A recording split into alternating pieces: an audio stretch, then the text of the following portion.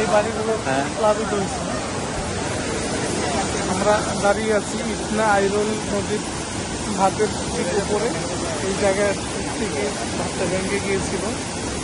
আসলে এত বেশি পানির এত বেশি প্রেশার, এই প্রেশারটা এই ছোট্ট একটা ভাত এটা রাখতে পারে না পারে, এই জায়গা থেকে এটা ভেঙে উন্মুক্ত হয়ে গেছে। পাশের যে জায়গাগুলো দেখছেন বিশাল একটা বিস্তীর্ণ এলাকা, এটা কিন্তু অলরেডি পানির নিচে চলে গেছে। যেহেতু এখানে দেখা যাচ্ছে অলমোস্ট প্রায় 3 ফিট পানির পার্থক্য আছে।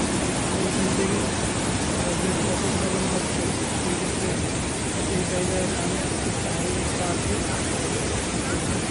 যেহেতু এই এলাকাগুলো প্লাবিত হয়ে যায়, আরও প্লাবিত হয়ে যায়। অলরেডি দেখা যেতেছে যেখানে তাদের মধ্যে কিন্তু পানি উঠে গেছে। ওইখানে যখন এই পানিটা এই জায়গায় গিয়ে করবে, এই পানিগুলো পানি নিচে চলে যাবে।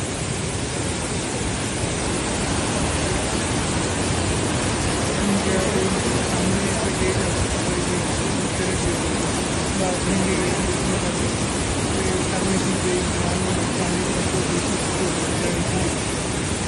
আমাদের সেই থেকে